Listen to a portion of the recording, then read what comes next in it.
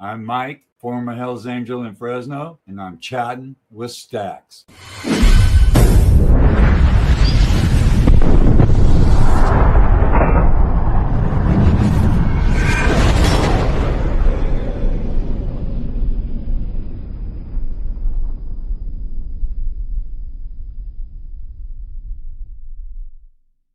Welcome to this episode of Chattin with Staxx. I'm your host, Bill Staxx, and today I got Mike Lynch doing bikes and stuff.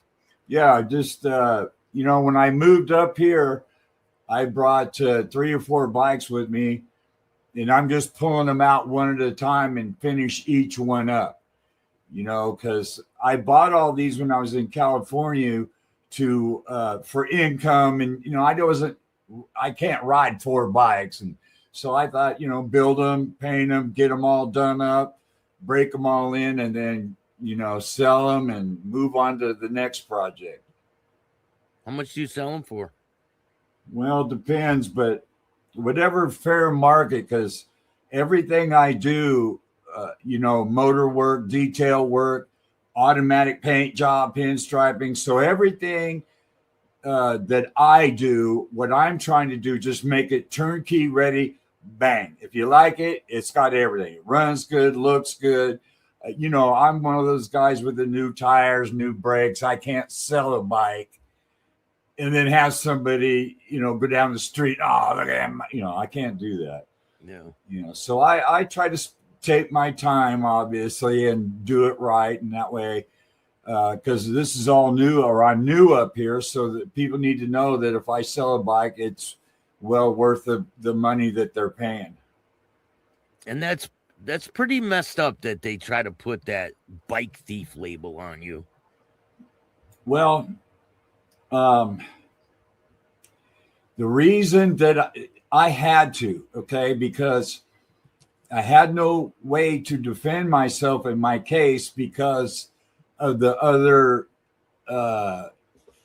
other people involved in the case. So I just told my lawyer, I said, hey, look, just get me the best deal you can. And if I have to say, this, then I'll say it. If it makes everything go away and I got the less amount of time, so it happens, but, starting fresh up here and, when people talk to me, what happened 15 years ago really isn't in the mix today, obviously.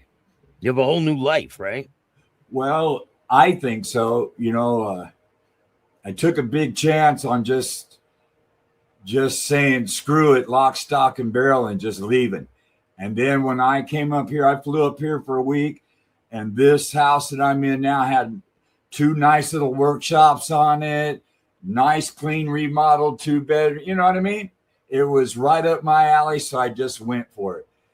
I came up by myself. I'm still up here by myself, and but the mind is clear, and I feel healthy, mentally, So there's less people around, though, right? Hey, we don't even have a stoplight in this town. Okay? Yeah. I think the population in my town's like 1,100. What time does it close down, the town? I would say by 9 o'clock, it's a ghost town. And which is cool because I'm done. I don't need to be out and about at 9 o'clock at night. Weekends are pretty good up here because the mountain folk always stay entertained. We got rivers, lakes, we got it all. So they figure out, I think this weekend coming up, there's a river boat poker run. Everybody gets out there fancy. Wow, you got to see some of these rafts these guys get. Ice chest, this umbrella, little fan over here squirting. These guys go all out. Are you going to go to that? You going to go? I go see what's up, and I get to go meet people, and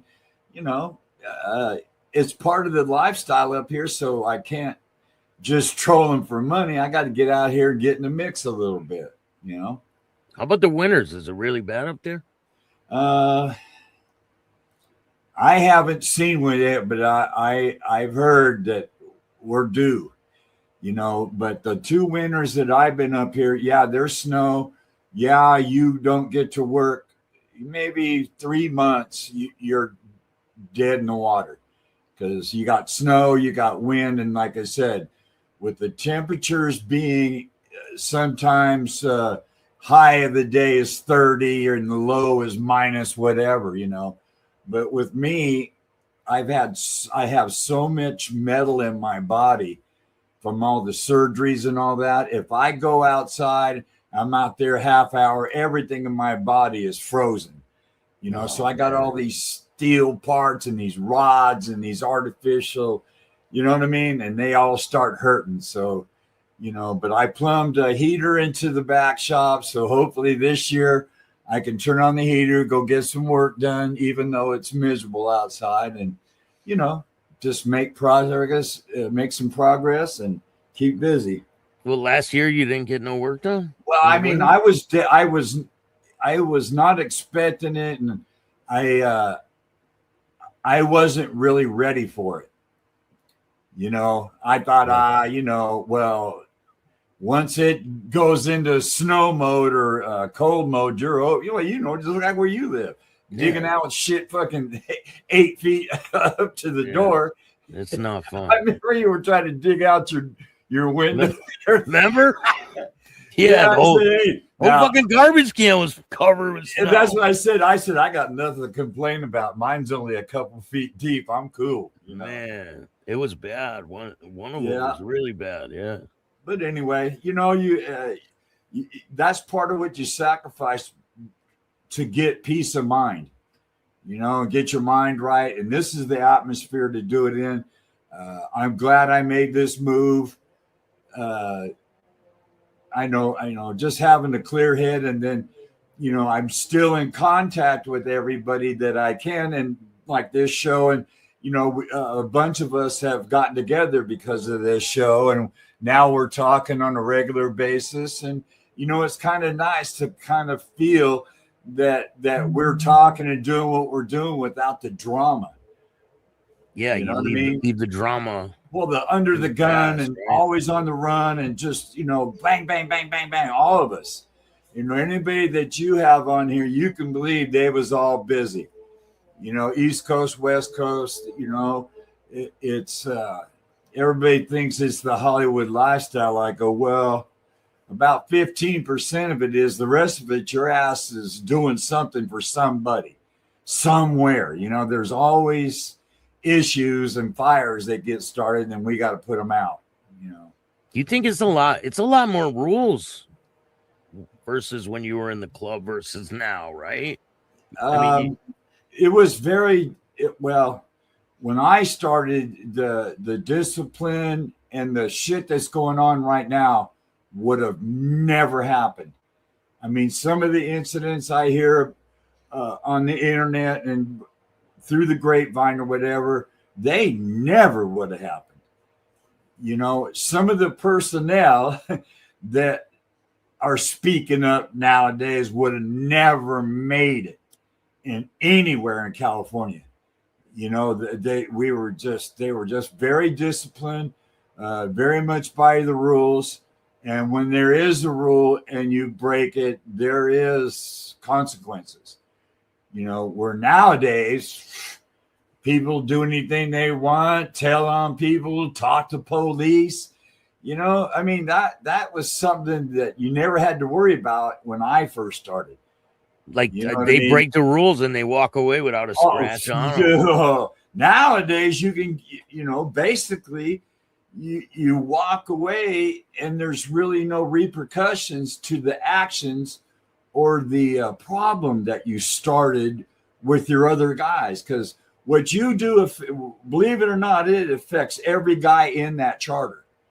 And sometimes when the problems are bigger than just the charter that you're in, now you're affecting more people that are members, and they didn't do shit, but yet they're being accused of the same thing I am.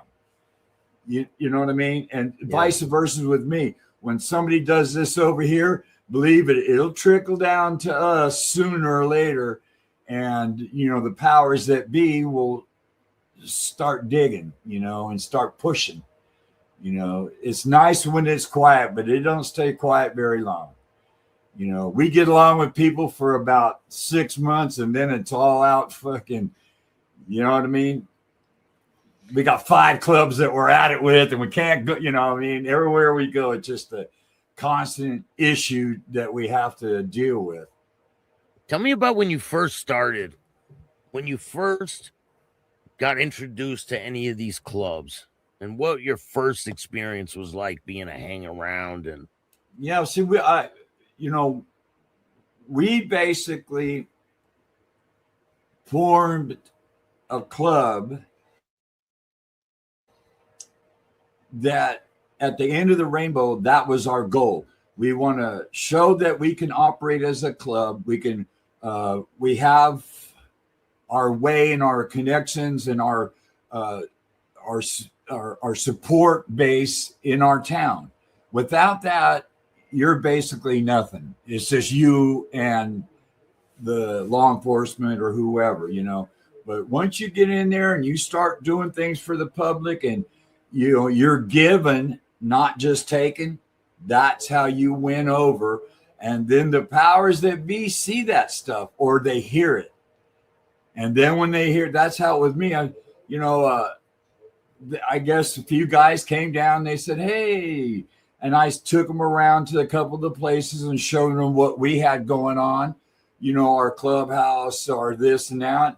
And then people started, raising the eyebrow like there's potential here because of the gap, in California right there. The Central California had a pretty big gap.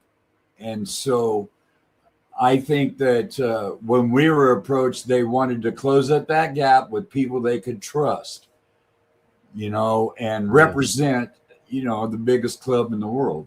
Were you guys wearing diamonds back then? And did you ever ask permission to start this club? It wasn't really permission. We ran it by, first of all, you got your local guys, and we had a couple of local clubs that have been here 35, 40 years. And, the first guy that was running the show, he just said, fuck everybody. And that put a sour taste in these other clubs' mouths. What do you mean, fuck us? We've been here 35 years and they were old school and they weren't like us, but they had their things going on and they lasted that long. So you got to give them their props. So I went to them on my own and just said, hey, look, that's not the way I feel. And the rest of my guys know most of you. We've been around you guys all our life and we don't have any problem, but here's what we're going to do. We're going to do this. We're going to do that.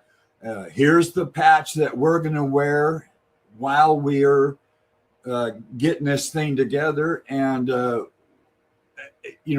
I didn't say they were jumping for joy, but they understood and they liked that approach a whole lot better than fuck you. And, we're going to do what we want. Well, this guy didn't realize, and I'm telling you, we had a meeting one day and he said, and I don't know if he had a couple shots in him or what, but he says, I'm tired of everybody that wears a 3-piece patch in our town is fucking Mexicans. Okay, well, first of all, my throat drummed right into my stomach. And then I heard something in the back room that sounded much like an ejection port and something hit the ground. So I'm pretty astute and I know what that was. And I said, oh, so I grabbed the president. I told him, hey, let's change your rhetoric. You don't come into their house and tell them, this is the Latino club, Mexican club. It's been around 40 years. And you're over there saying fucking Mexicans. And, you had to communicate. You have to. And if you don't, you're going to have problems and you're never going to go anywhere because you're squabbling in your own town. So how are you going to go take on something like Hell's Angels when you got this little problem over here. Because if you can't handle that, then you have no belong. You don't belong around Hell's Angels. You're supposed to be able to, get along in your town and do this, and Was that you guys' intentions early on? Yeah, I mean, we had a lot of people come and go, but once we got a visit by a couple different members from different charters, and they all talked to us and kind of let me know blah blah blah, and what you're doing here is right on line of what you should be doing if you want to come up to our level.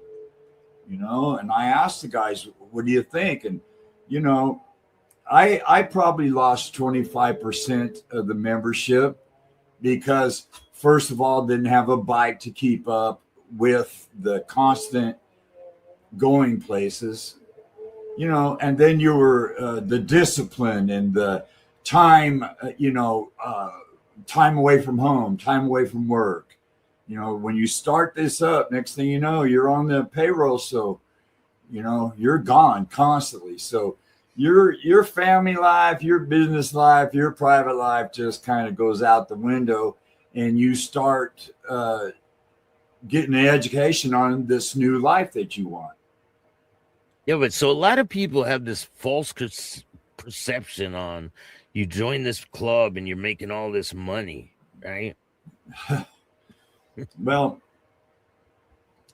that's the general perception because that's what's put out in the media. Law enforcement doesn't get funding unless there's something going on to fund.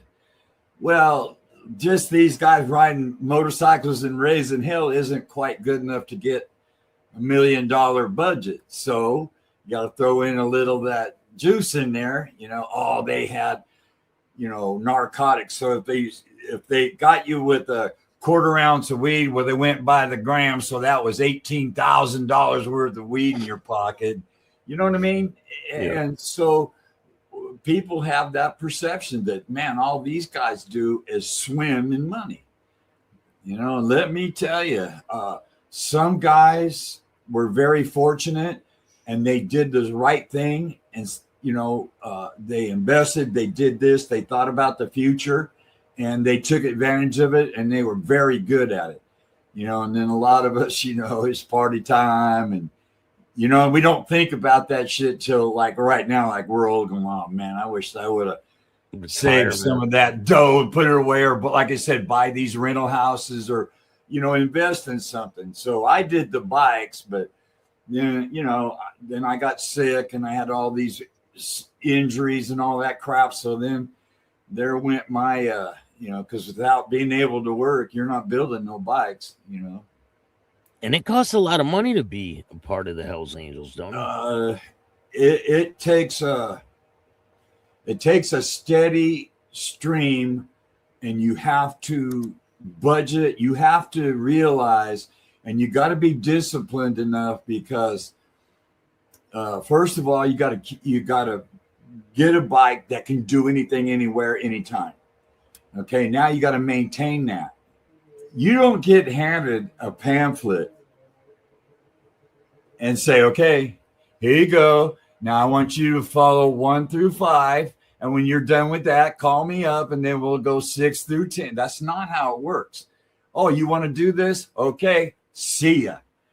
You figure it out, just like every other guy before me figured it out. Do you mind telling me the name of your old club? It was called Scream City Motorcycle Club. Still around? No, we the club absorbed that patch when we became Hells Angels. We dropped it, but the reason the name of the club is back in the 60s when the club, we had a charter in Fresno, and California, them were the 60s. It was pretty wild. Well, when the guys would come to Fresno, they would part, between cops and citizens. I mean, it was just a fucking hoot. And then the nickname for our town, instead of Fresno, they start calling it Scream City. Man, go down there, and man, guys would go, hey, I'm avoiding that motherfucker next time. Because the cops didn't like us. So you're fighting with them. You got other clubs. You've got just citizens that didn't give, they didn't give a shit about no Hell's Angel. Everybody's fighting, I mean, and that's just part of the Wild West, It's a Scream City. Were they 1%ers? Yeah. They wore a 1% diamond? I didn't wear the diamond then because we knew once we made a deal, we already knew where we were going. The other guys, we, outside of our area, we had the usual problems with the other teams, and, I got pressure. I've got talked to or confronted several times about this, that, or the other. And like I was told, he goes, look, Mike, no matter what, don't be the guy that kicks it off. In other words, at your point where you're at, you don't want to upset anything until you're done. Did the other teams know your intentions? Oh yeah. Yeah. I'm honest. Hey, this is what we're going to do. So I'm just telling you now. So whoever, if you want to talk, okay. If you don't, then fine. But like I said, our closest team to us was a couple counties away. So basically, we didn't play in their backyard, and you don't come and play in ours. That was the agreement that we basically had. Just leave us alone. We'll leave you alone. So did any of your guys get into any altercations before you guys patched over? Minor incidents, and then the powers that be, because I wasn't a spokesperson at that particular time. So, I had to let the upper echelon know, hey, blah, blah, blah. We had, this went on, this transpired, this is what was said. And they said, okay, whoever happened to be in contact with these guys at the time, they would call and say, hey, we got guys down there, leave them alone, and they're there to stay. So you've been officially notified. And it went as well as you could possibly expect. They know we're going through town because the 99, to get anywhere, we had to go right past them when we were coming and going. So, no shenanigans on the freeway. There was a couple little skirmishes, but nothing major. So you guys had to pass through their town. Did they drive through your town too? Well, vice versa too. You know what I mean? We had, because we're in Fresno, you're dead center of California. Well, we have to go to the coast. You have to go Southern California, Northern California. You have to go to Nevada, all the other places, Arizona. These are places that are now going to be you're going to be a part of. So you got to get out there, and you're damn sure not going to get in the car and go. You know what I mean? Yeah. Now, if there's a storm, okay, but for the most part, it's ride. And people, the powers that be, watch all that. They want to see how many guys are, at the different events. You'll see the guys over and over and over, and they go, there's the heart of the crew. They're here, they're there, they're everywhere. And that's basically what you do during those hang around prospect times. You gotta go out and meet people, and they gotta get to know you before they embrace you, and that's it. Because I got more shit from our own people than anybody else. Our own people are pretty tough. So are you guys wearing your patches the whole time? We wore them until what did we do? When we prospected, then we dropped everything. But we wore our patch until we dropped it and became Hell's Angel Prospect Charter. So everyone wears a prospect patch. Well, once we dropped it, then we became not individuals, but a charter. We're a prospect charter in the state of California. And in them days, I think there was, Nevada just, they just got Nevada all settled in, and they were the club before us. They went into Reno and they got it going on, and they finished. So we were the next group of guys that were new to take over and come into a new area and start a new charter. And by this time, did they already do? They did the Dirty Dozen and all that patched over. All that. Okay, when I came in, the Dirty Dozen was doing what I was doing. They were coming from Arizona. Nevada was coming from Nevada. Everybody, we're all okay. When we go to an event, you got 3 prospect charters helping out at these events. So it's like, man, it's massive, and everything was going well. And then you're meeting people from outside, because the Dirty Dozen was way different than us in California. They were old school biker, you know what I mean? They were still riding rigid frames and coming. I said, holy shit. Yeah, it's ape hangers, right? Oh, but they would ride from Arizona in that rigid frame all the way to Central California. And and I go, God, got to give it to these guys. They were doing it, and it was good. I'm glad I did it the way we did it, because I knew more people. I learned more stuff. I didn't have to, it was okay to make a mistake as long as it's not too big, because you can rectify it when you're here. But as a member, you're expected to get all those mistakes out of your system. So did you make any mistakes that were like, damn, I might be out? Well, once or twice I got a little nervous. And that's because another prospect charter had kind of bullshitted the West Coast about where they were and what they were doing. They were saying this, but one of the senior members peeled off and went down to see for himself, and what he was told and what he found when he got there was 2 different things. So he goes down there and he finds out that they're not there. And the closest one was like maybe an hour and a half away.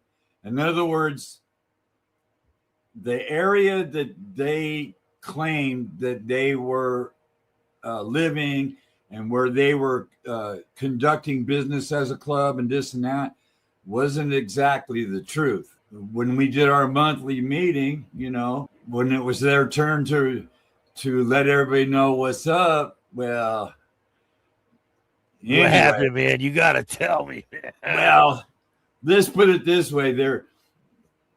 Their president come out of the door and he was leaking. Okay. And then the Sarge grabbed him by the collar and says, get your ass back in here, and they finished whatever business that they had to talk about. But after it was said and done, one guy got to stay, the rest were gone. And that one guy ended up going to Reno for a while, But anyway, yeah, in them days, there was a lot of discipline, and you couldn't bullshit your way through nothing, because these old coots, they pay attention to what you say. They pay attention to everything, your body movements, when you go somewhere, how you interact, who you talk to, everything is being scrutinized, because, there wouldn't be no bigger feather in a cap for law enforcement is to sneak somebody in there, and it happened once or twice during my time. I seen it happen maybe 4 times the whole time I was in. So, yeah, but they didn't get full patches, right? There was guys that were full patch members that ended up being shitheads. Oh, I'm sure, but they weren't police officers. No. Well, the only one that was an actual police officer and not a cooperating witness was that Jay Dobbins. But they say that he didn't get a full badge. He did not. They kind of mocked it up to look that way. They mocked up a crime scene with one of the other team members, and they created a situation that never happened, and that was a wake-up call for the whole. That's it. No more Mr. Nice Guy shit. In other words, this is the way we are. We can't, you just can't. If you see something, you're going to have to pay a little bit closer to attention to it. Don't just let it go. If something bothers you, then follow up on it. Don't just, but because that doesn't work. Have you ever been in the room when they confronted someone for working with law enforcement? No. It was all dealt with before, because like we're trying to conduct meetings and business and pay our bills and, and upcoming events and upcoming people coming in. So that would kind of sidetrack it. So if there is an issue of that nature, that would be handled the persons and people, whoever involved, they'll keep it small, and as which you should, I believe. You guys got the paperwork, you guys got this and that. I trust that you're going to handle it appropriately, and then it's none of my business after that. My business is to watch my area and my things and the people that I let around the club. So when you're a prospect or a prospect charter, you're sitting outside while everyone's having church and you're standing guard and doing things like that, right? Yes. Walk me through when you finally get your patch or your charter. Do they all get it at the same time? Yeah, we were at a meeting up there, and there was some discussion, and they, believe it or not, Hell's Angels have a sense of humor. There's a few guys in there that love to make a motherfucker squirm. You know what I mean? They love it. Watch this. And it started that way. And I started going, are they with us? Because I don't know how to react. I don't know them that well. You feel like you're getting kicked out, right? Well, I feel something's funny. And then because I got one of them mouths that can't keep shut. I said, hey, looky here, blah, blah, blah. And then the with me stopped, and they said, turn around. And on the bar was all of our brand new stuff sitting on the bar, laid out, ready to go.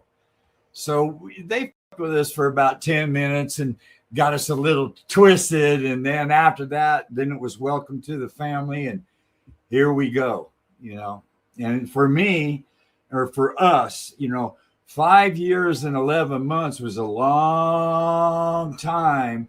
And that day was the relief for me as a leader.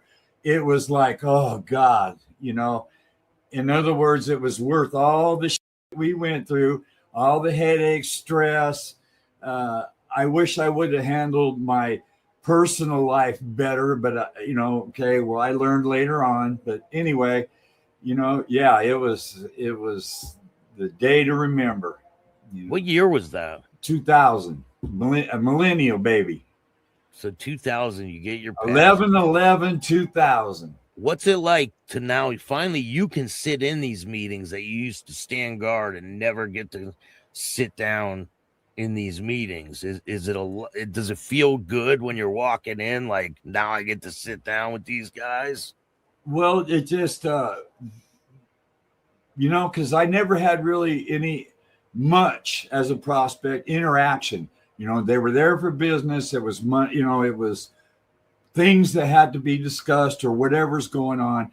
So now that I'm in there and I'm looking around and, basically I'm listening. And then, like I said, each charter has to, if they got charter business, like a corporation meeting. Then when we come up, hey, this is what's going on. Hey, we have an event. Hey, we have a legal case. Hey, we have this, or who out there needs some help, and we'll come down there and help you at your event if you're shorthanded.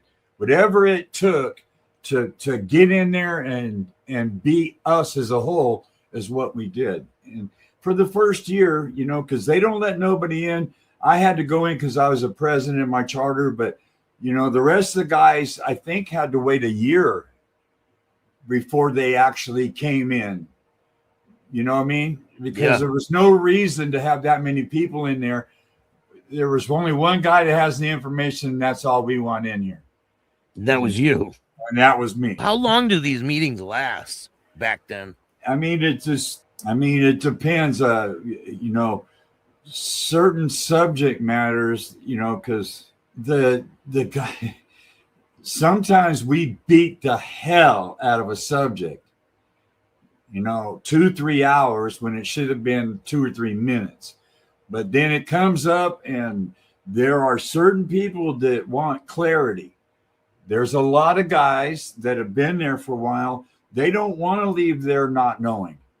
They want clarity. They want it out of your mouth. They go, okay, let's be clear about this, and da. Now, are we going to adopt this policy? I mean, it's policies, it's rules, it's problems within ourselves that we need to cure so that we can get better in the future. So things are discussed. I haven't really been in, like 2 or 3 hours minimum, 3 hours up to 10. If it gets a little warm in there, then, you got to take a break and then come back in. And sometimes the fellas didn't see eye to eye, and they had to get that out of their systems and then get back to business. It like I said, it's no picnic if you're into what we do, and not just the parties. Business is business, and I'll tell you, it's a rough crowd.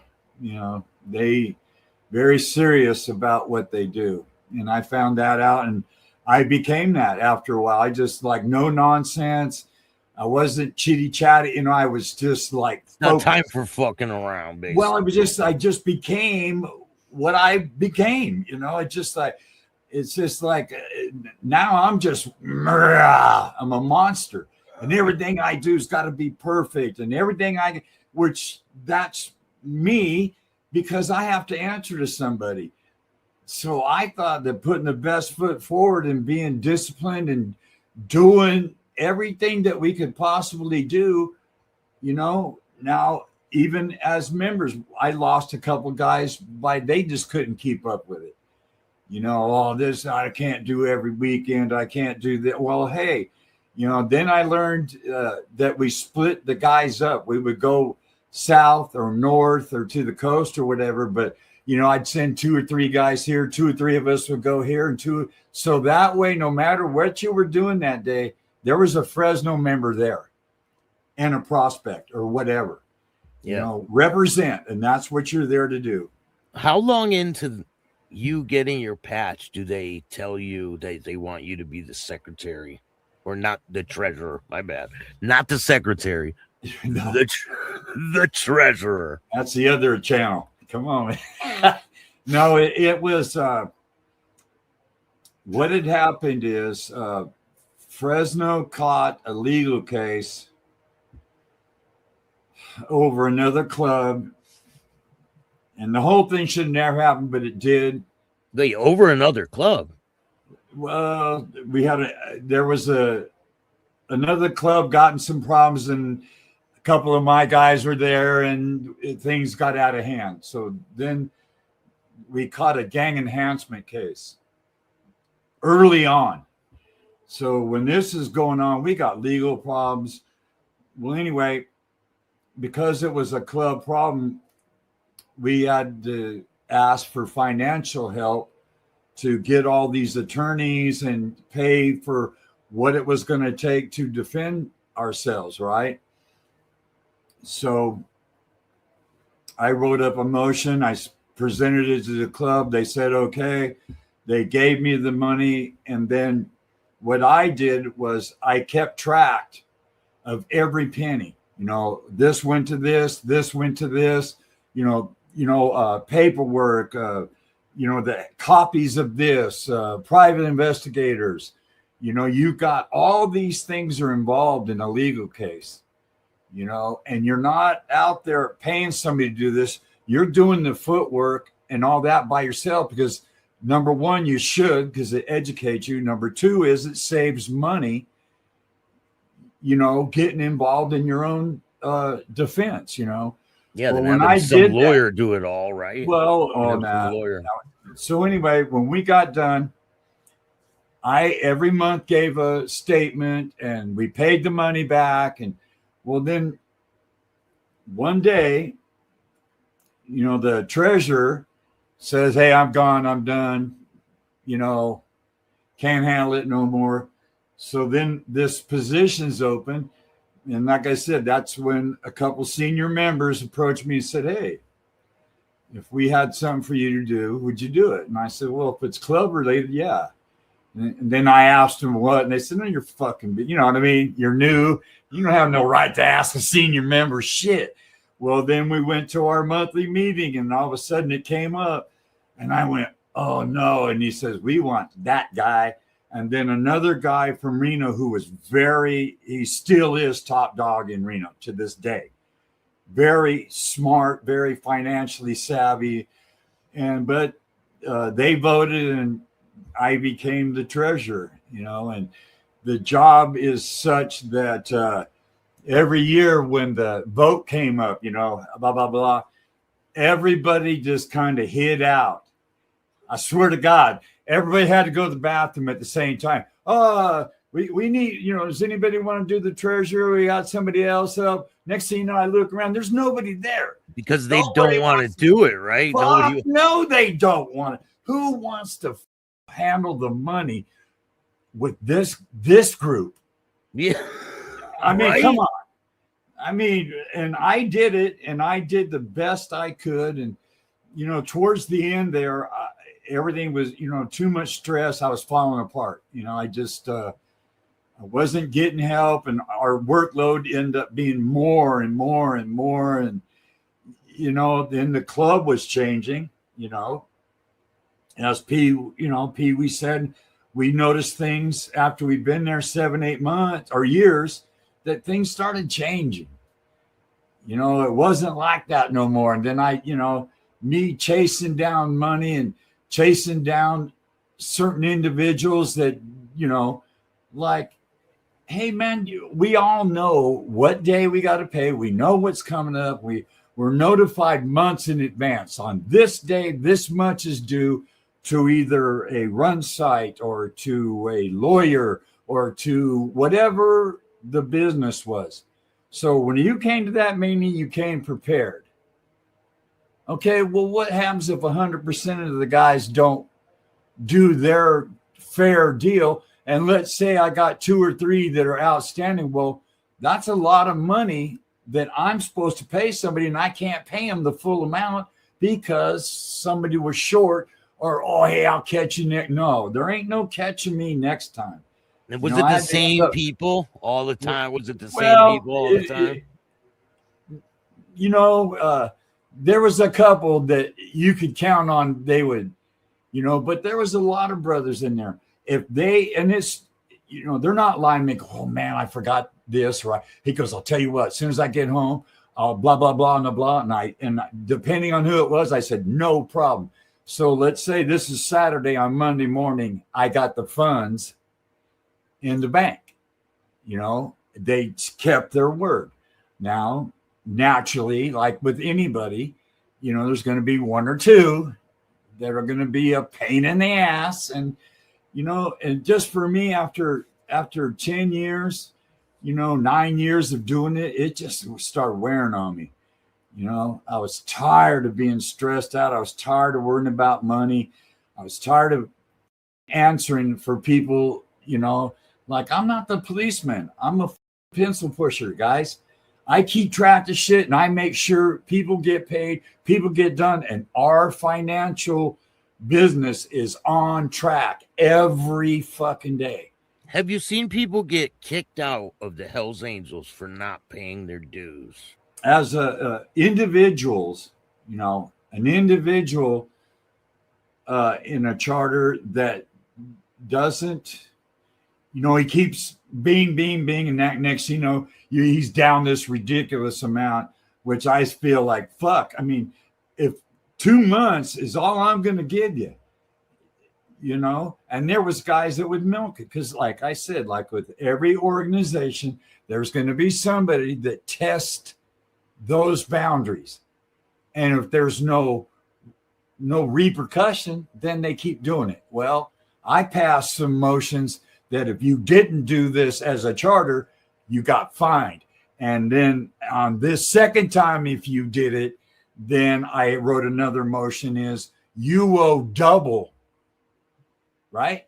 Maybe that'll stop them. You owe us $1,000 for this. We'll make it 2,000. And if you didn't pay that, then you had to come explain to the powers that be why you're not paying your bills. If you have a severe legal case, you're missing some members, people are sick. I mean, there's always circumstances that are legit. Okay. But like I said, in any big organization, there's always got to be that one that tries. And, that's why I set in place some of the rules that I did. So say they get fined double, right? Is what happens if they don't pay it still? Well, I never had anybody do that, but I would just go ahead and give you my estimate. It wouldn't be good. And nobody wants to freeze a charter in our thing because of non-participation, non-payments, non-this, non-that. There's things that you could freeze a charter over, and it's been done. I saw it happen a few times. So when you freeze a charter, what's that mean? It means that you're no longer able to conduct business as Hell's Angel Charter anymore. You're frozen, and then the powers that be are going to have to decide whether we want to keep these, we want to send new personnel up there, or whatever it is that is decided, or do we want to? We really don't like to just completely get rid of anything. What happens to the members, though? Do they still get to operate as members? If they're a member that was a shithead, then you're gone. If you're a member that was trying, then you're given the opportunity to go to another charter and function with them until the problem straightens out, Now, you've been a president for a while, long time, right? I would off and on, like I said, in Fresno, and then I was vice president down in Santa Barbara, because I had experience with the legal and money and these things. I went to everywhere, and I knew so many people when I prospected that long. You get to know East Coast, West Coast, Alaska. I mean, all these guys knew me, and so we could talk and get things done, and that was the way to do it. Agree to disagree. Let's get this thing done, and that way the machine keeps moving. But do you ever put a member's patch in a box? I did. I put one of my guys, just got it out there and love him to death, and you got to have him because everybody needs one like him. But God damn it, boy, he would just. And then finally I said, okay, 30 days, patch in a box, clean up your shit, quit fucking, and I think he got a kick out of watching me lose my mind. I think it was a kind of a thrill. But then once it became, I got mad. I said, hey, look, man, come on. There's more to this job than you think. It's hard, so kind of cooperate with me if you would.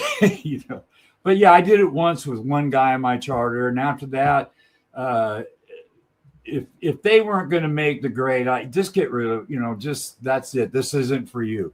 You know the rules. You've had long enough time to get it down, and if you haven't got it down by now, then maybe this isn't for you. Have you seen a lot of guys get sent down the road? Well, it was kind of like real rare my first, 5 years or so. But then after that, man, and then it was the people that were sent, 30-year members, 25-year members, guys, cooperated with law enforcement, or they did this, or, and like Sonny and I had talked, he goes, hey, look, they had options and they chose self-preservation over defending the club. In other words, if you take a deal and you throw away your appeal rights, well, that kind of is self-preservation for you. But a lot of people have done that, though, in the past. A lot of people have accepted deals and they still let them operate. Hey, I'm telling you, man, it just, I never thought I'd see it. But then now, now, these current days, it's commonplace. Every month there's a handful. Oh, did you hear this? Or this guy this and this guy that. And, we have our organization with the ex-members. Well, we're looking and we got 4 new ex-members this month. Well, what happened to you? Well, and end up, a little bit of dirty pool, a little bit of ego, a little bit of this, a little bit of that, and guys get bounced. But you hear stories of people testifying and they're still in. Well, I know of a few cases right now. That friend of mine in Canada, the guy that told on him, still an active member. And my friend is just like livid about it. I have a friend of mine in Central California, good member, got bounced, but the sneaky, dirty, behind the back bullshit, yeah, okay, if a guy has an issue, right, we're supposed to be brothers and we're supposed to do that. The minute this guy buckles and goes to one knee, you kick him in the face and get rid of him, or do you help him out? Is he worth helping out? In my case and a few other things, I think we should help somebody out. And I have personally done it for members that were on the verge. I said, oh no, I'll take him. I'll work with him the best I can, and as an individual, I have, a club president, but as an individual, you have feelings too towards people that you've met and hung out with and done all these things and rode across the United States with. It's kind of hard just to kick them in the teeth and say, fuck you, But did you ever think it would be you that would be leaving after so long? When it happened to me, I know it was completely 100%. Didn't see it coming. I felt a few things that were kind of getting weird about certain situations, and I kind of went, and then one day, and I was, like I said, I was very bitter and very mad for like 2 or 3 years. You think about revenge, you think about this, you think about that, and then you get over it. Okay. Like most of the guys and ex-members, it takes a while, but most everybody gets over it.